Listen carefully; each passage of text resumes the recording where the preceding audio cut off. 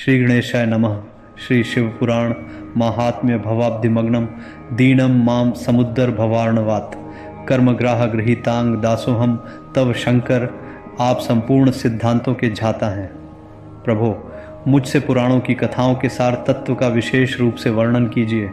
ज्ञान और वैराग्य सहित भक्ति से प्राप्त होने वाले विवेक की वृद्धि कैसे होती है तथा साधु पुरुष किस प्रकार अपने काम क्रोध आदि मानसिक विकारों का निवारण करते हैं। इस घोर कलिकाल में जीव प्रायः आसुर स्वभाव के हो गए हैं।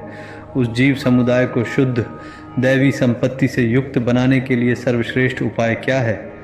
आप इस समय मुझे ऐसा कोई शाश्वत साधन बताइए जो कल्याणकारी वस्तुओं में भी सबसे उत्कृष्ट एवं परम मंगलकारी हो तथा पवित्र करने वाले उपायों में भी सर्वोत्तम पवित्र कारक उपाय हो। तात, वह साधन ऐसा हो जिसके अनुष्ठान से शीघ्र ही अंतःकरण की विशेष शुद्धि हो जाए तथा उससे निर्मल चित्त वाले पुरुष को सदा के लिए शिव की प्राप्ति हो जाए। श्री सूत जी ने कहा, मुनिश्रेष्ठ शौनक, तुम धन्य हो, क्योंकि तुम्हारे हृदय में पुराण कथा सुनने का विशेष प्रेम एवं लालसा है।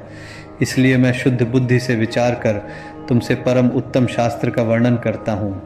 वत्स, वह संपूर्ण शास्त्रों के सिद्धांत से संपन्न, भक्ति आदि को बढ़ाने वाला तथा भगवान शिव को संतुष्ट करने वाला है। कानों के लिए रसायन, अमृत स्वरूप तथा दिव्य है, तुम उसे श्रवण करो। मुने, वह परम उत्तम शास्त्र है शिव पुराण, जिसका पूर्व काल में भगवान शिव ने ही प्रवचन किया था। ये काल रूपी सर्प से प्राप्त होने वाले महान त्रास का विनाश करने वाला उत्तम साधन है। गुरुदेव व्यास ने सनत कुमार मुनि का उपदेश पाकर बड़े आदर से संक्षेप में ही इस पुराण का प्रतिपादन किया है। इस पुराण के प्रणयन का उद्देश्य है कलयुग में उत्पन्न होने वाले मनुष्यों के परम हित का साधन। यह शिव पुराण परम उत्तम शास्त्र है। इसे इस भूतल पर भगवान शिव का वांग्मय स्वरूप समझना चाहिए और सब प्रकार से इसका सेवन करना चाहिए। इसका पठन और श्रवण सर्वसाधन रूप है। इससे शिव भक्ति पाकर श्रेष्ठतम स्थिति में पहुंचा हुआ मनुष्य शीघ्र ही शिव पद को प्राप्त कर लेता है। इसी तरह इसका प्रेम पूर्वक श्रवण भी संपूर्ण मनोवांछित फलों को देने वाला है।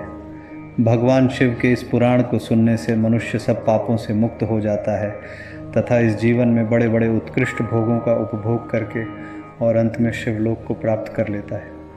इसीलिए संपूर्ण यत्न करके मनुष्यों ने इस पुराण को पढ़ने को इच्छा की है अथवा इसके अध्ययन को अभीष्ट साधन माना है।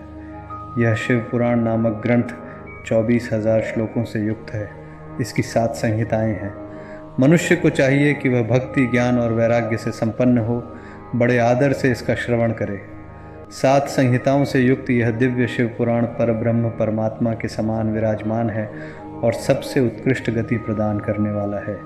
जो निरंतर अनुसंधान पूर्वक इस शिव पुराण को बांछता है अथवा नित्य प्रेम पूर्वक इसका पाठ मात्र करता है, वह पुण्यात्मा है, इसमें संशय नहीं है।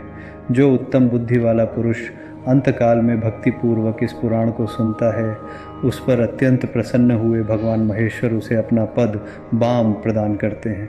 जो प्रतिदिन आदर पूर्वक इस शिव पुराण का पूजन करता है, वह इस संसार में संपूर्ण भोगों को भोग कर अंत में भगवान शिव के पद को प्राप्त कर लेता है।